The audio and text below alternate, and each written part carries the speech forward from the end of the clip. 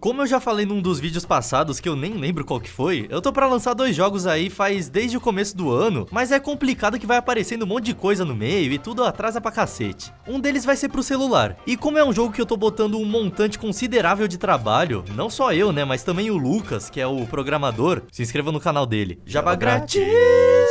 Antes de postar o jogo nas plataformas, escolher o modelo de monetização, escolher o modelo de publicidade também, tradução, esse monte de coisa que é 50% do trabalho, mas não é o jogo em si, eu queria já ter tido essa experiência para não fazer cagada na hora e não perder várias oportunidades por desconhecimento. Então o que eu resolvi fazer foi me obrigar a sentar a bunda por 10 dias e passar 24 horas, menos as horas que eu estivesse dormindo, fazendo um jogo e passando por todos esses processos aí pra aprender antes de partir pra projetos maiores. Foi assim que surgiu o 23 Miles Deep, carinhosamente já apelidado como 23 Bugs Deep, onde basicamente tu mexe esse maluquinho aí e tem que desviar dos peixes pra não tomar porrada. Pra quem quiser jogar, o link tá aí na descrição, ou tu procura o nome na Play Store que também aparece. Hoje eu vou mostrar aqui mais ou menos dia por dia do desenvolvimento e o que eu tirei de lição de tudo isso. Eu descobri que eu tinha várias ideias erradas na minha cabeça, mas também existe o fato de que foi só um projeto, então não dá pra ficar generalizando pra tudo, mas acho que essas lições podem ajudar sim. Na real, se você tem alguma pretensão de lançar um jogo grande algum dia e já sabe o suficiente pra fazer um joguinho, eu te aconselho a tentar também fazer isso que eu fiz. Inclusive daqui a umas 3 semanas pode ser um bom momento, porque eu tô pensando em fazer uma nova Game Jam, mas quando chegar mais perto eu aviso. Agora, se você não sabe fazer um joguinho, não temas mais, meu amigo, porque essa é a hora que eu lhes apresento o nosso patrocinador, o curso de Game Dev da Dunk Code.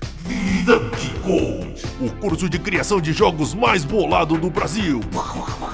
Nele você aprende a programar e fazer sua própria versão de jogos famosos do zero, como Zelda, Mario e Minecraft. Isso mesmo, Minecraft! Além disso, você aprende mais esse monte de coisa aí que tá mostrando na tela. Para mais informações, clique no link na descrição do vídeo. E aí, vai ficar de fora dessa? Dunk Code! E aí, vocês curtiram a propaganda? É, eu acho que eu vou ser demitido, mas ok. Terminando o momento jabá maluco, bora começar aqui do primeiro dia. Eu tive a ideia de fazer esse projeto depois de conhecer um jogo chamado Hoplite, que é simples pra cacete em todos os aspectos, seja de gameplay, gráficos, história, se é que tem alguma. E apesar de tudo isso, ainda é um jogo bem legal. Ele te dá um set de regras no começo, poucos poderes, poucos recursos, e tu tem que se virar com isso. Pra quem já jogou esse Hoplite aí, que eu acho que ninguém deve ter jogado, se bobear, vai reparar que o estilo de progressão que eu fiz pro meu jogo ficou bem parecido mesmo. Então eu queria fazer aquele velho esquema de copia, mas não faz igual, tá ligado? Pra ser um projeto que eu conseguisse terminar em 10 dias, eu estipulei algumas necessidades aqui, que nem todas foram cumpridas no final de contas. Primeiro, o jogo tinha que ser em pixel art. Querendo ou não, pixel art é o jeito que consome menos tempo pra você conseguir fazer alguma coisa que pareça decente. E ainda tem o bônus de que você não precisa desenhar tão bem pra conseguir representar grosseiramente o que tu quiser. Segundo, o jogo tinha que ser em preto e branco. Isso dá uma facilitada na hora de desenhar as coisas, e no final de contas, dá facilmente pra você enganar falando que foi proposital pra ter um estilo mais sombrio. Na real, depois de certo momento eu deixei isso de lado porque tava me incomodando, e daí eu taquei um monte de cor mesmo. O terceiro ponto é que a partida devia terminar nela mesma, então nada de ficar fazendo uns itens, uns bônus, essas coisas que ficariam salvos no personagem depois de uma partida pra ir progredindo com isso. E essa decisão nem foi por tempo que eu gastaria programando isso não, porque é uma parada bem simples até, mas sim pelo tempo que eu gastaria balanceando isso pra não deixar o jogo nem muito rápido, nem muito devagar. Então eu preferi me concentrar numa coisa mais finita mesmo. Partindo desse pressuposto, eu comecei a fazer alguns rascunhos e rapidinho cheguei mais ou menos perto da ideia final. Olha, desde o começo eu já sabia que não era o melhor jogo do mundo, que provavelmente se não fosse meu próprio jogo, eu não jogaria ele, porque não é um estilo que me agrada muito, e que as mecânicas eram completamente normais. Só que esse não era o ponto. A parada é que eu só queria completar alguma coisa na vida mesmo. Daí pra não ficar batendo muito a cabeça, eu resolvi ir com isso mesmo aí. Eu comecei desenhando o personagem principal e o peixe, que, na moral, ficaram melhores do que eu esperava, pra tu ver como eu esperava pouco já. Depois eu fiz um código rapidinho pra movimentação do personagem, e agora ele se movimentava pro lado que tu tocava na tela.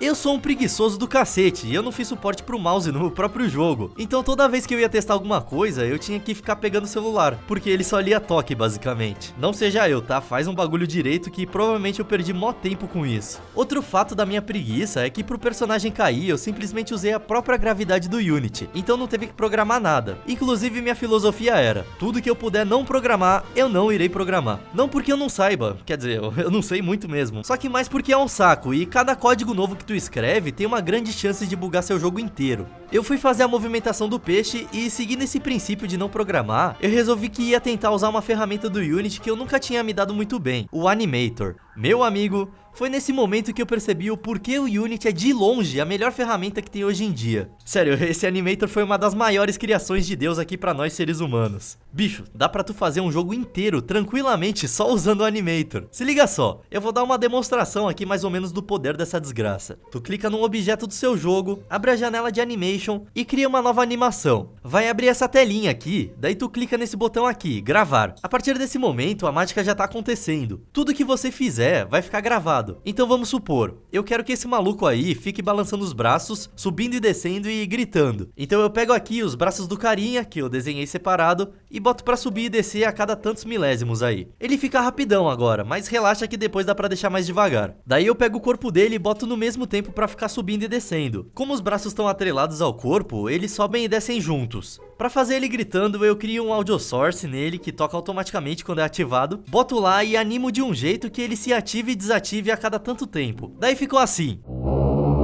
Eita. Se ligou que essa parada de animar não é só pra movimento, e sim pra literalmente tudo que tiver em qualquer lugar do seu jogo? Mano, isso é muito bom. E eu deixei de escrever mais da metade de código que eu teria que escrever se eu não tivesse percebido isso. Se tu pegar aqui, na última fase do jogo, eu criei um objeto vazio e coloquei tudo que eu queria animar dentro dele. Então a partir disso, eu fiz uma animação grandona com vários elementos, inclusive música, imagem e o cacete. Daí beleza, eu acho que eu avancei um pouquinho demais aqui, mas no primeiro dia meio que foi isso. Fiz os desenhos em preto e branco e fiz os códigos básicos.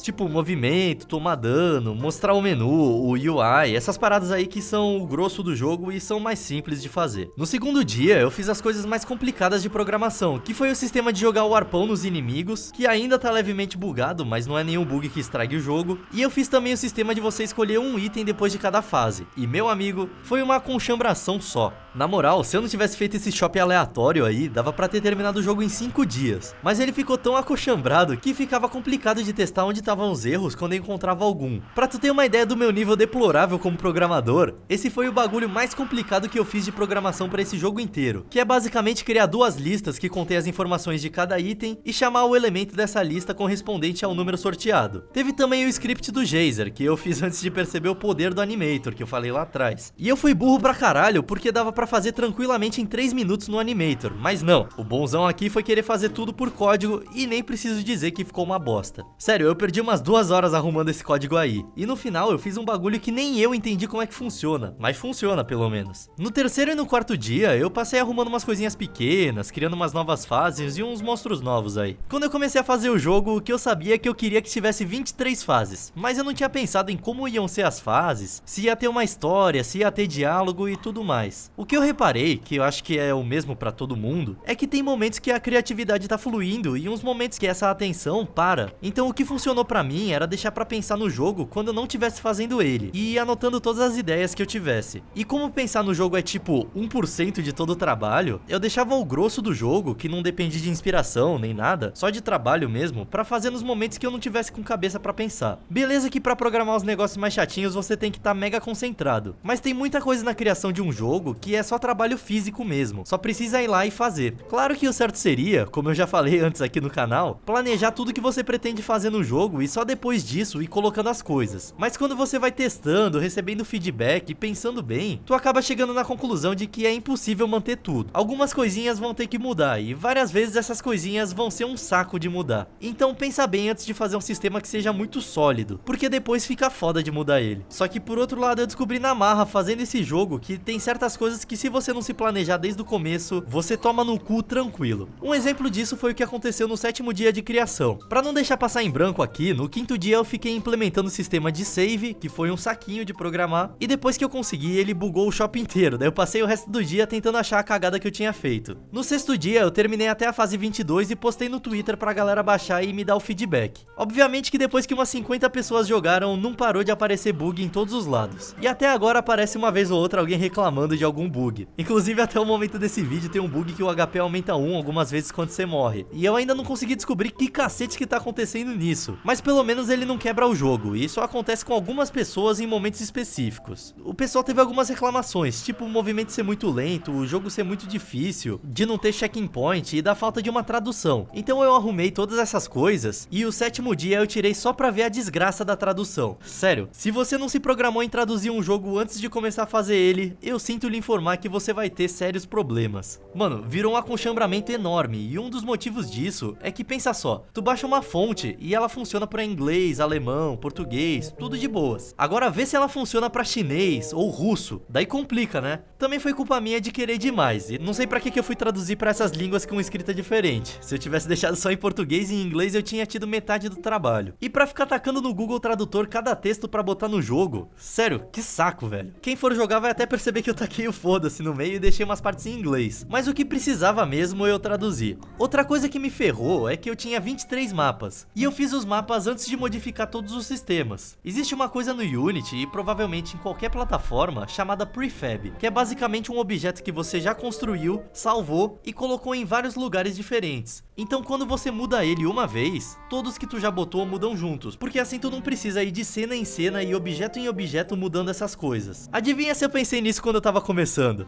Óbvio que não, né? Eu só fui tacando um monte de coisa em cada cena e uma única modificação que eu fizesse me levava meia hora, porque eu tinha que fazer ela em todas as cenas. Sério, pra quem usa Unity, essa junto com a do Animator lá, é a dica master. Usem Prefab pra tudo. Daí beleza, 8º dia eu lancei de novo o jogo no Twitter, mais um monte de bug encontrado. Daí eu dei uns últimos chablaus lá, terminei o boss final e a última fase. Que por favor, quem for jogar não me pergunte a história, porque nem eu entendi. Tire suas próprias conclusões aí. E foi isso. Eu terminei mais cedo do que eu esperava, em todos os aspectos, porque meio que no 5º dia eu já tinha 90% do jogo pronto. A parada que eu percebi é que tu sempre vai querer mudar alguma coisa, vai achar uns bugs e tudo mais. E isso toma pelo menos metade do tempo do trabalho. Então se tu acha que vai terminar em tal tempo, pega e multiplica por 2 pra chegar mais perto da verdade. O 9º dia foi basicamente aprender tudo pra conseguir botar ele na loja e ligar as propagandas dentro do jogo, porque eu sou um mercenário desgraçado.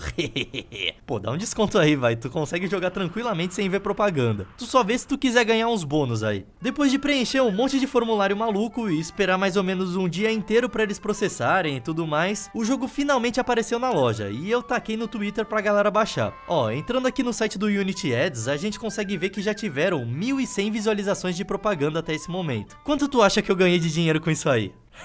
Eu vou ficar bilionário com esse jogo. Se liga só, ganhei valiosos 5 cents.